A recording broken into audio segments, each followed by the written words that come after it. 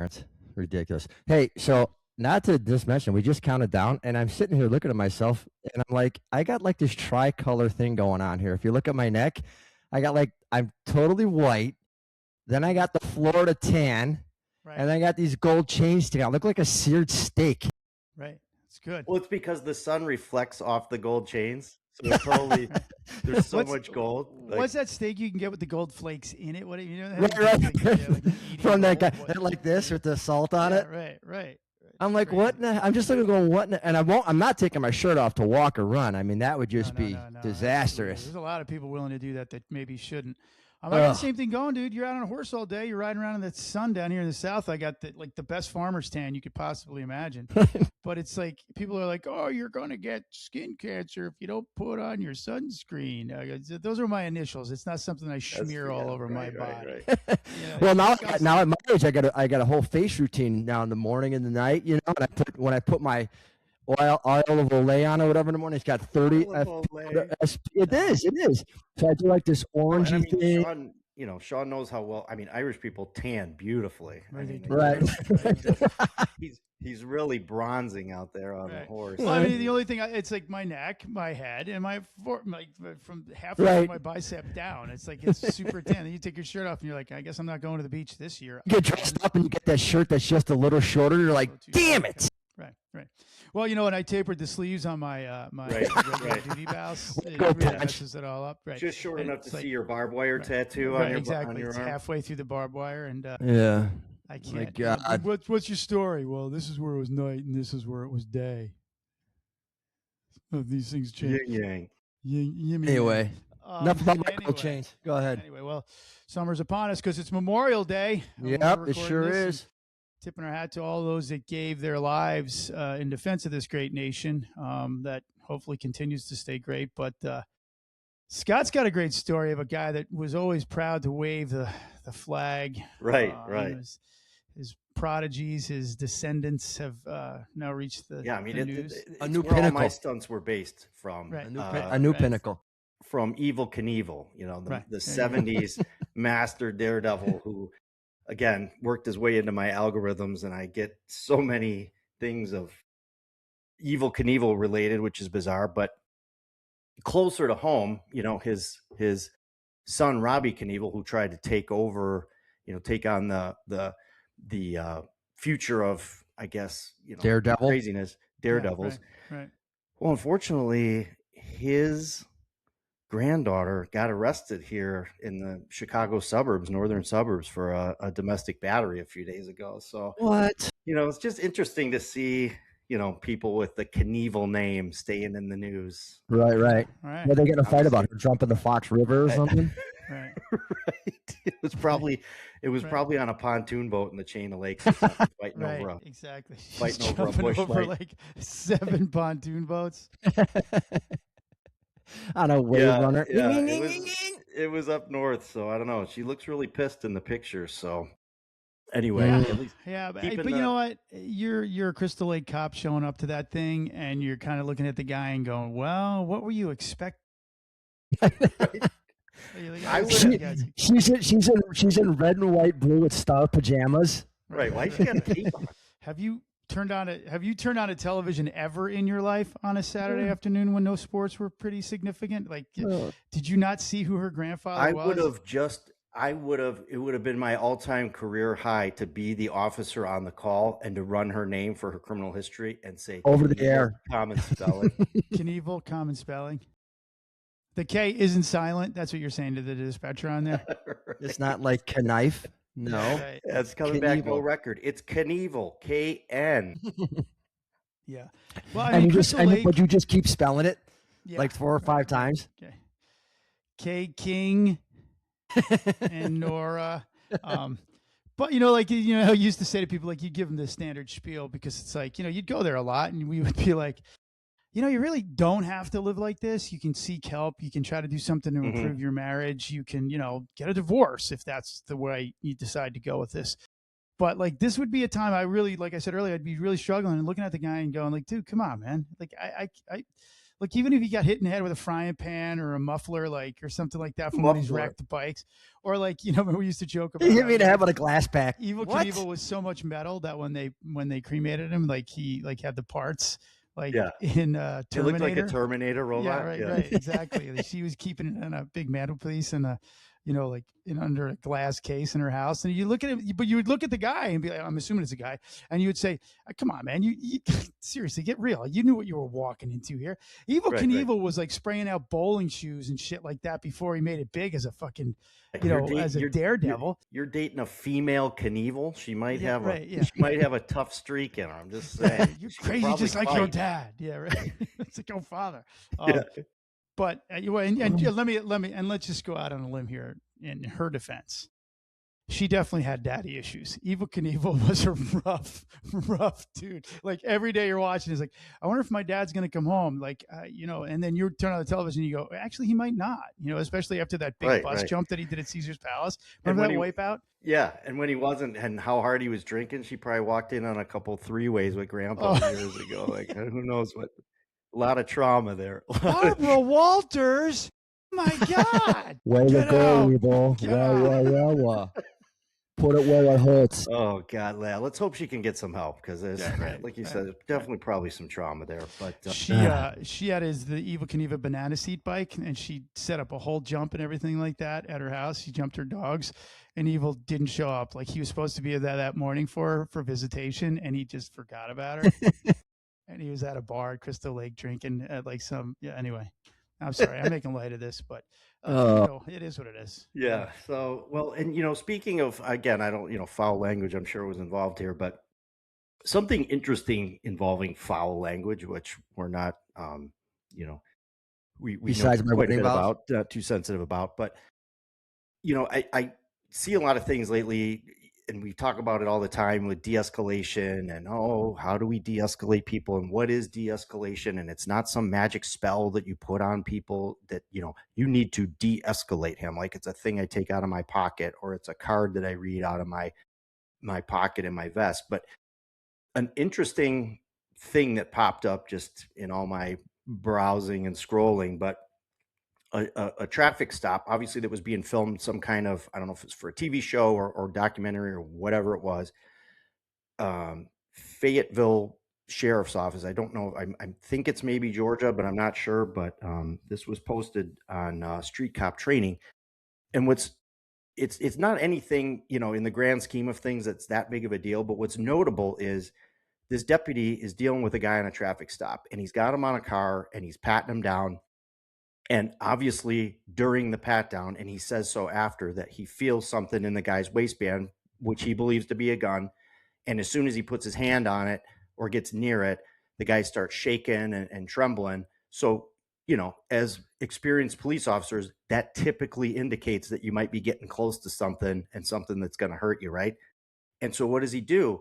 Rather than this whole like, hey, what is that? Hey, what this? He tells him straight up, he goes, listen, something to the effect of, I'm going to fucking smash your face if you do anything. And the guy kind of gives him a little bit of a turn and a what? And he goes, you reach for that or you do anything, I'm going to fuck you up. Do you understand that? And guess what? The guy doesn't flinch. He gets the gun from the guy. There's no fight, makes the arrest. And he even goes as far as to whoever this was that was filming after the fact. He goes, well, I apologize for my language, but this is what I knew that I had in front of me. This is what could have potentially gone wrong with this whole situation. And this guy got a crystal clear message right off the bat of basically, don't go for a gun. And they kind of summarize it with like, they call it curse words hurt less than bullets. And amen. Right. Amen. You know what? This is one of those things, I think, that people, when they think of de-escalation, they think it's always just the soft, I got my hands clasped, let's get in a quiet place and talk to somebody, or let's go through the trauma that they've experienced and let's try to find them, an avenue to get them some help, which is part of it. But this is also a form of de-escalation, just like command presence can be de-escalation. If you come to a scene where things are chaotic and you're some big squared away motherfucker and look like you're there to take care of business, there's a lot of times that people are going to go, all right, I think this is, I don't think I want a piece of this, right? Right. Just like displaying a taser can be de-escalation. And to this point, telling somebody, you fucking reach for a gun, I'm going to fuck you up. And a lot of places and a lot of bosses and a lot of departments will go, well, we have policy and we don't use profanity and blah, blah, blah. A body cam review will catch that. And we'll talk we watched your body cam and you shouldn't have told him you were going to fuck him up. Well, guess what? I'll take that written warning, verbal, whatever you want to give me all day long over the fact that I ended up not having a fight with this guy for a gun. And he knew damn well what was going to fucking happen if he did it. Right. And then you don't have to defend white cop shoots black bad guy. Right.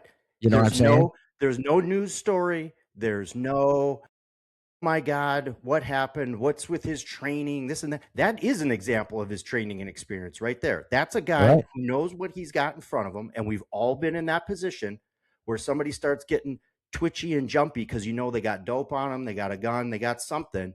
And we've all had that conversation with people. Every single good cop out there that's ever done any of that has had that exact same conversation with somebody out on the street. And they say, you fucking reach for that, I'm going to smash you on the ground. You fucking reach for that, this is what's going to happen. You understand? And 9 times out of 10, the people who are involved in that type of activity, again, this is not your everyday, hey, I'm just, patting someone down.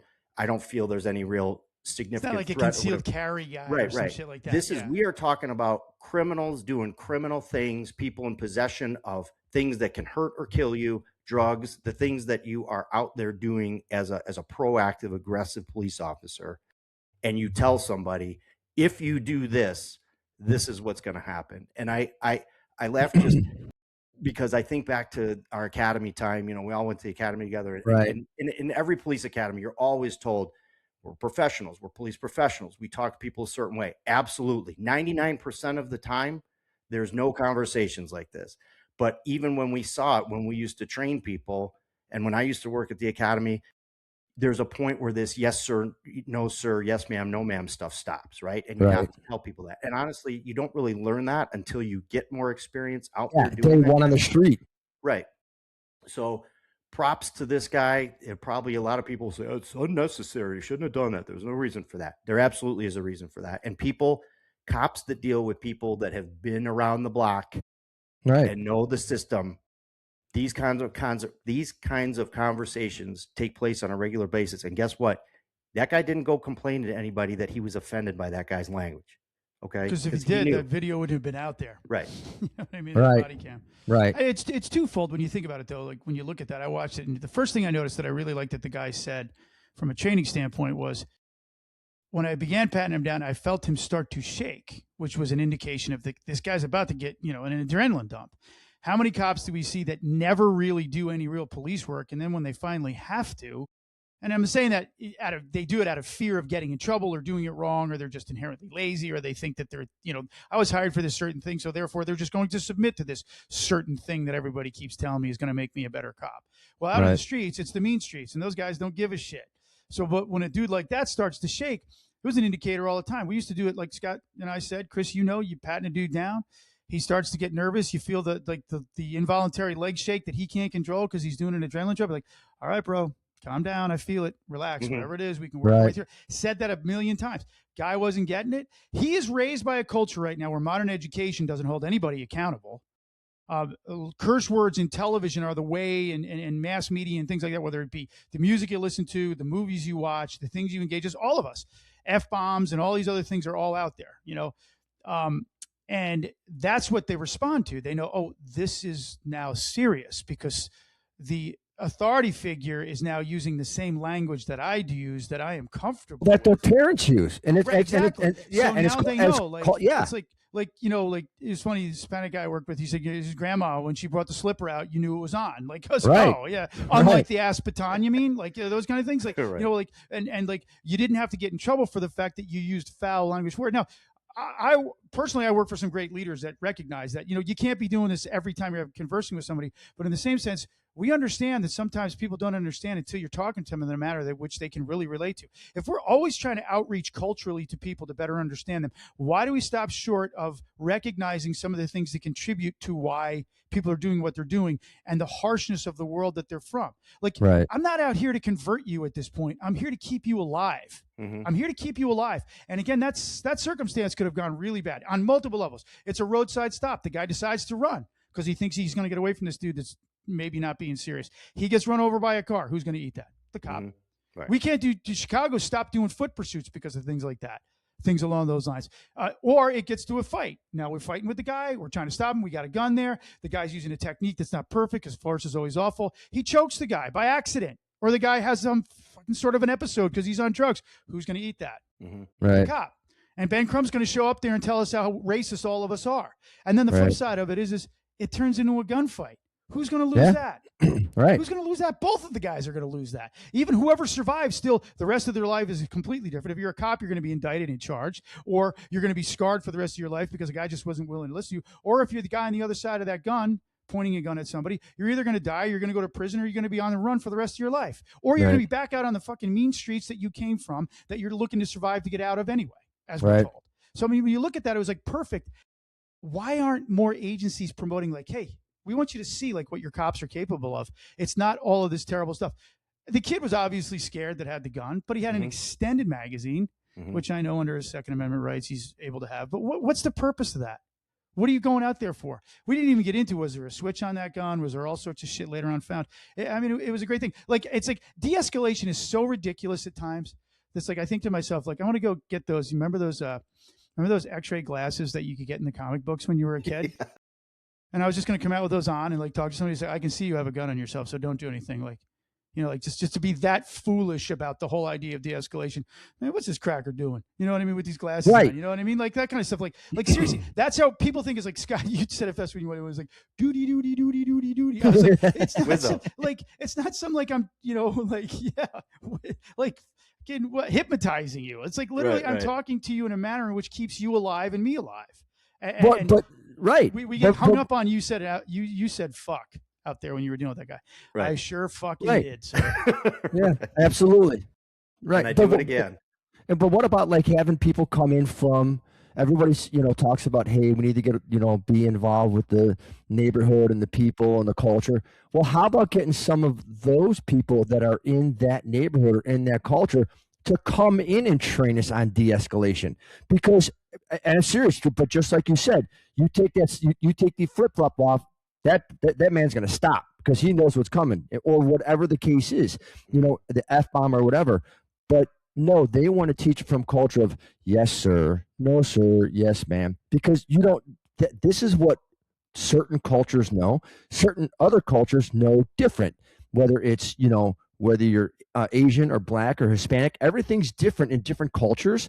And why aren't they teaching us that? Why are they just teaching us it's one way and it's this way? Because sir, in one neighborhood, sir, please sit down is, hey, my man, sit the fuck down, is the same thing in another neighborhood, but there's no disrespect. Why don't they do that? And I'll tell you why. Because what's going to happen is then they're going to realize, oh my God, the policeman has been right all this time. Now what are we going to protest? What are we going to burn cars for? What are we going to do this? And why are we going to do that? And how are we going to get away with murder? And how are we going to do this? Oh, because we stepped up our game on training because we brought it down to the level where people could understand. Well, now what do we do? What do the Democrats do now? They just get all, well, oh my God, well, that takes away that. That means the cops have been right for, 400 years. I digress. I just let you go. Good points. But it ended well for everybody in that. And it's like definitely, the Street Cop Training Group that sent out that video. I was like, man, they should be sending these out to everybody. I know they're trying to increase their audience base too, but it's just like, you look at it and you say, man, this is a great example. The dude sounds completely professional. Yeah. He's from the South. He doesn't sound like, as the Southern Poverty Law Center would have you believe that they're all a bunch of fucking Klansmen and shit like that. He kept that kid alive for another night. Who knows where that guy was going to go and what he was going to do with that gun? But the bottom line is he interdicted the crime, which a lot of agencies don't want us doing anymore because it's offensive. He kept the kid alive for another day, and maybe that kid learned, like, yeah, man, all these cops are pretty cool. I didn't end up dying, and I could have. I mean, but what was he going to do that could have ended up taking his life that Right. nobody would have paid attention to? Nobody would have fucking paid attention to. He's out there trying to shoot some people with an extended magazine. He dies in a gunfight between two young black men. Nobody cares about that shit. It's only if it happens between the police officer and the urban youth. And it's like you look at that and you think to yourself, folks, more and more of this stuff needs to be made aware to the general public about what has to be done out there. And you can't be offended with your white privilege because somebody was saying the F word. Oh, I hate that. Oh my God. Well, I'll tell you though, with that, and I was thinking about just careers and whatever, and I think maybe at this point, maybe the route might be to go to New York City and be a maid at a hotel based on part of the service industry. Yeah, right. Did you see that? Are you kidding me? How? But they were. I mean, I know we both end up cleaning shit up, but come on, it's a little different. I mean, I'm not gonna lie. Like, you don't want to clean up a hotel room after. No. All right. Kidding. No, kidding. But so this I wanted to get Chris going because this comes kind of in tune with the pension stuff that we started to get into last go around and what's happening with these, and Chris has the details on what's happening with these pensions and in New York for these cops. Right. And this maid story ties in perfectly.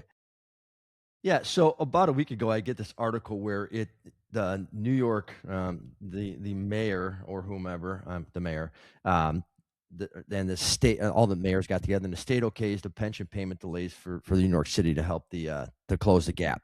Okay. So, all right. So let's just start there. So they're going to stop paying people with pensions. Okay. Paying into the pension funds? Well, yeah. Well, no, just making payment, like delaying payments too. Yeah, making payments too. So like you wouldn't get your check next month. So an officer's not going to get his check. Well, they weren't, right? So basically, they signed a contract, and now they're violating the contract. Right. Yeah. This was going to be a. So it's one step further than what Illinois did. Yeah. Right.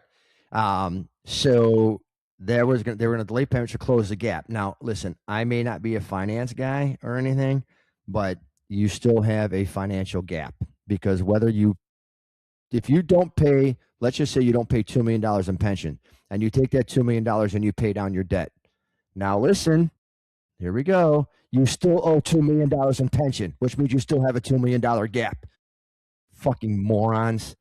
Oh, anyway, so now, fast forward 2 weeks. I think they realized their error of their ways and they got that straightened out. So now fast forward to this article that I get the other day when I'm out running from my buddy over here about how the union is going to pay maids. Is it the same, Scott, or is it? Hotel and Gaming Trades Council, the union that represents 22,000 city hotel workers, ratified a new contract here just in the last week that will bring housekeepers to starting at $77,000 on July 1st with a $110,000 salary in their 6th year, which is more than steps. Are they making steps? Is that what it is? Like it's steps. That's what it is. It's just like training. Right. I mean, so now, like what? Okay. In order to save money, folks, you've got to save money. You're like, I don't even know where to begin with this. Now, I would assume that if anybody wants to debunk the union and there's, case law for that, you can't operate in a state for a year or 2 or 4 years or whatever. But I mean, okay, like seriously, now when you go to New York City, an overnight stay in a hotel room is going to be $500 minimum. Because you're upping the percentage of what they have to collect. And just to be clear, this is not a slam on the hotel workers. This is about the money. Because I understand that this is an industry that, a lot of people maybe, it's something they're starting out in, or they're just maybe they don't have a lot of skills or training or education or other things to do that. I'm not saying that they're uneducated. I'm just saying right. But it's a service injury. It's demanding, right? Like, I mean, sure. And it's hard and it's hard work, and I get it. But I mean, again, we've talked about this before. Like where, at what point do you start? And I get it. I understand that it's a service industry and you deserve to get paid well and you deserve to get paid fairly. but 110 grand. I'm like, and where, at what point do we incentivize our children to do better? My parents said, my dad would always say, I, I, I want you to be better than I am and your children to be better than you. That is my job. And the two biggest fans of your mom and your dad are the only ones that truly in this world want you to do better than they do. Everybody else says it, but they really don't mean it because there's a whole other psychological thing on that. But those are the only two people that want you to do better.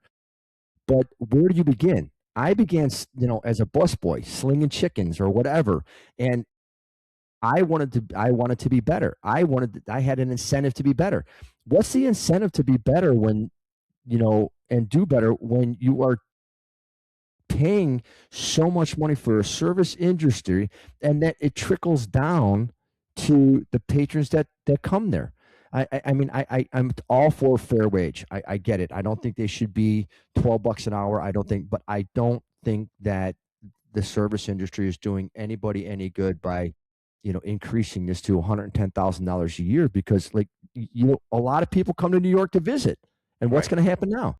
And the draw to me on the article is just the title, because they talk about rookie police officers, new firefighters, and this is the numbers that the article posts, saying that I'm assuming this is a brand new hire NYPD officer, starts at just under $61,000 a year, and a rookie firefighter makes a little over $54,000 a year. Now, their argument, and I get it, that there's overtime and their pay scale probably increases higher and whatever.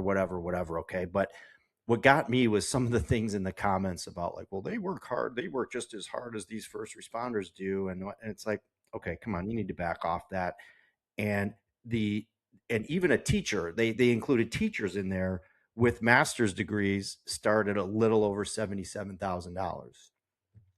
So when you put all those things like into perspective, again, I'm not knocking your career as No. working in the hotel industry and housekeeping. It's a job that you can make a livable wage and sustain yourself, and it comes with benefits. But when some of these unions push so hard and jack these rates up so high, right? Well, then, like they said, there's another part in there where the guy, he's like head of the hotel association or something in New York, and he says, "Hey, listen, this might not be so much a factor for your high end, really expensive hotels where people they don't care about the price tag, right? But your folks who are coming for the for events like the soccer tournament that's coming, all this kind of stuff, that are just looking to find median priced hotels. Maybe they don't need a bunch of frills and whatnot. That's where these things get impacted. And right. then it changes your rates, and then it turns people away. Well, I just go ahead, Sean. Well, I mean, one of the things is that obviously we're talking the difference between private sector and public sector unions. The private sector impacts us in a sense, I'm assuming, Chris, in that, like, it obviously to the end user, I can't afford the hotel, so therefore the tax on the hotel that's being paid to help the city with its budgeting issues, that's where that could be a long-term impact to the public sector unions. The public sector unions, like what they've done with us is Machiavellian, the politicians. They need us. They need the work that we do. They made everybody a union member in the state of Illinois. Illinois is a state that, if you want to point to, even though it's the third largest city in the United States, it's the first that's driven the pension liability, the highest pension liability, unfunded pension liability in the United States. So when we started first talking about this with the police officers, hey, look no further than Illinois, where your politicians were like, hey, economic times are good or economic times are tough, we're not going to pay into the pension fund. Let me ask anybody that's not in a union right now and is expecting to get Social Security. That's unfunded as well. Politicians on both sides tolerate this shit. They're like, we'll pay it out later. It doesn't really matter. We'll take advantage of the people that keep us in power and keep us safe, or keep us warm, or keep our water coming to us, or keep our electricity running. But if they work for a public sector union, everyone can demonize you and say that, oh, look at this stuff you get, when a 3% bump every year or whatever. Hey, this is a contract that you all entered into, and it's been going on forever. Since the 90s, Illinois said, well, we're going to, because we have a good economy, we're not going to contribute to these funds. So it's like right now it's running around 48 to 49% funded in the state of Illinois. You're never going to catch up. the three of us probably every day live with.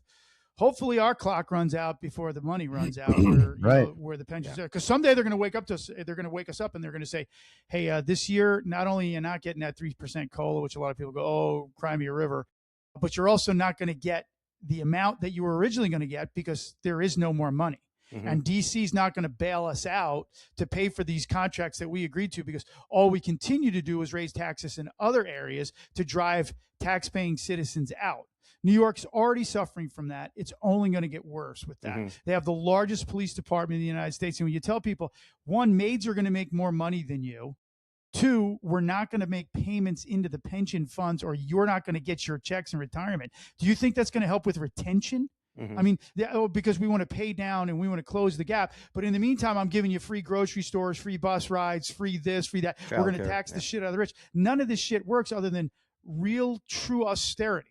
But it's across the board, guys. Like, look, when the Republicans had control of the House of Representatives and the Senate throughout the history of the bleeding of the Social Security system, did they fix that?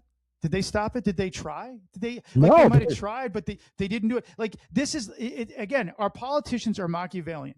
And it goes back to the fact that we don't pay attention. We don't demand things like, you don't go to Washington, D.C. and get rich by being a politician for 50 years. You're not allowed to do that anymore. You get 2 terms, and that's it. You don't now get to go flip over and be a senator, and then you can go back and be a governor, and then you can come back to running again. Like all these guys that have these political missteps, they all come back to it. You know why? It's not because they love it. It's because they get rich. Right. And the rest of us continue to suffer. And they're the only ones that can have a job, really, that if they baffle a lot of bullshit, they get voted back in. Like, why don't we take all these jobs that you're talking about, from politicians to whomever, and base it on what your accomplishments are? You want to pay a teacher $139,000 a year, but yet the students that they graduate, they teach 8th grade.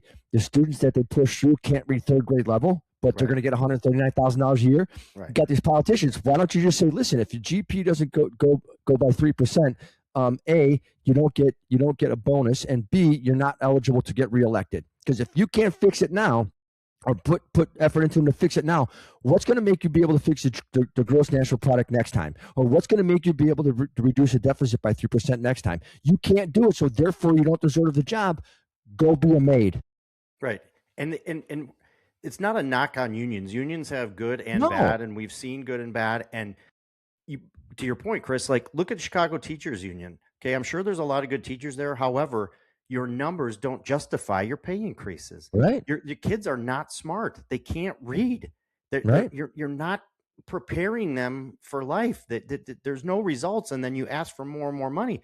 And then people will say, oh, you cops, you guys get everything. Oh, and your pensions, like Sean said, and your 3% raises and this and that. Well, for us, again, I don't know how every pension system works throughout the country with first responders, but I can tell you what, our pension, where we all work together, we paid 10% into it every year. It wasn't just something free. It's not a free. It's not this. Everybody thinks we just work and get this golden parachute and whatever. We paid 10% into it. And over the course of our careers together, the economy was great. The economy was horrible. And then it was people in the middle of the road and laid off. Yeah. And people were laid off, and we paid the same no matter what. When my investments weren't worth shit, when my house wasn't worth shit, I was still paying my 10% into that pension system. And so that's what we're talking about with, what is it worth and how much should people get paid? It also depends on what you're contributing as well. Right. And I just think it's just a matter of, everybody knows the answer, but everybody just doesn't want to do it. I mean, and you look at the tariffs. So Trump came in and tried tariffs to reduce taxes. Okay. So it went to the Supreme Court. You got to give some money back or whatever, but he tried it.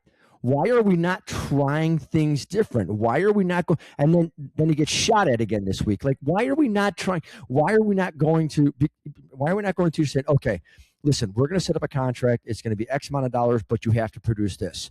Or why aren't we holding people accountable? Like, seriously, we're just we're going to get another contract, so we're going to give you more money just because. Mm-hmm. How's that fair? Well, I mean, to give you some numbers from Illinois so you know what's going on. Again, and I keep referencing Illinois because, one, we are from Illinois where we worked. It has the worst unfunded pension liability in maybe the history of mankind at this point because it's so much, but it's 144 billion with aggregate state and local liabilities exceeding 218 billion dollars.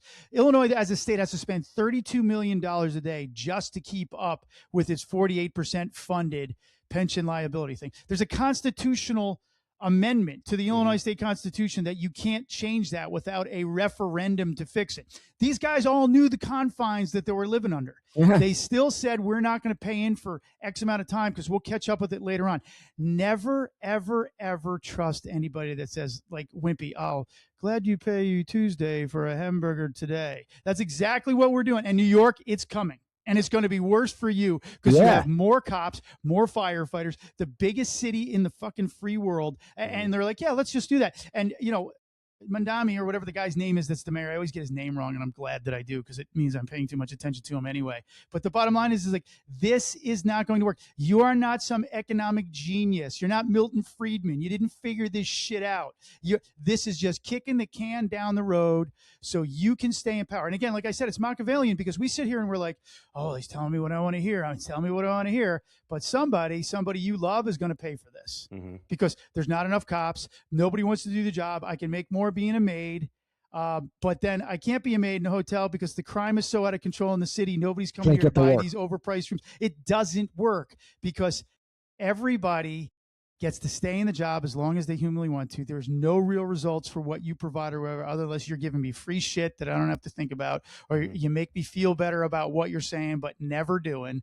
And this is where we're at. Like, I don't know. I'm not saying that I think it needs to burn down, but it needs to burn down. I'm like, look, I'm sorry. Well, it needs to burn down. I just wanted to be a cop. I left the private sector like you did, Chris. I just wanted to be a cop. Right. I didn't think about what I was going to get in pension. I didn't think I was going to get in retirement. It's nice to know once it's going. I didn't negotiate the contract. I carry in there, and you know, you stand in a room and they say, "What do you guys think?" And they're like, "Yeah, that sounds pretty cool, actually." All right. Well, you know, what do I know? But then over time, you have to educate yourself to the process, and you're like, "Yeah, but they're doing this for us, but they're also doing this for office workers." Like, they're not out there fucking risking their asses like we are. Prioritize what's important. You wouldn't do this to a veteran.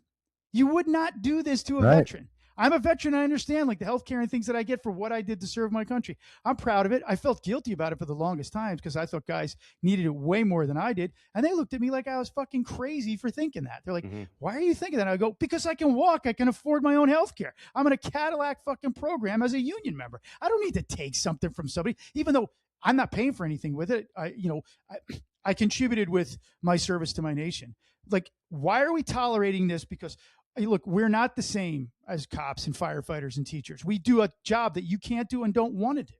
And our unions have been politicized and everything else. The bottom line is like everybody in Illinois that did something for the government got to get these crazy great programs. And no one said, hold on, sorry, folks, we're not doing that for you.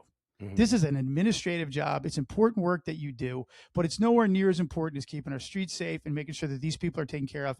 No different than our service members that defend our nations everywhere else but the United States. Yep. And to me, it's like, this is like, wake up, wake the fuck up. I know it sounds greedy that I'm saying what I'm saying because I'm a cop, but the bottom line is, I'm sorry, ask me worker, you're not doing the same fucking thing that I'm doing. You're not. No. You don't need a union for that. You don't. Government will take care of you. You don't need a union at the level that we need a union. I agree. And I just think it's been so far. Yeah. Happy Memorial Day. It's actually not really happy. It's kind of like a solemn day, but happy Memorial Day. No, thank you. Oh, God. Anyway, well, everybody, please have a blessed Memorial Day, and please take the show. Tell your friends. Tell your family. Please go to where you get your podcast. Leave a rating, review, subscribe, and download. Please go in there, leave a comment, tell your friends. We're really trying to get the truth out there to make people more aware of what they have to be aware of to make better choices so they have better lives for themselves and everybody around them. Please go to 3copstalk@gmail.com. Leave us an email if you have a question, concern, want to be a guest, have a suggestion for a guest, or have a suggestion for the show. And you can also go to 3copstalk.com and get old episodes and leave us an email there. Otherwise, thank you so much for listening. Have a blessed day and happy Memorial.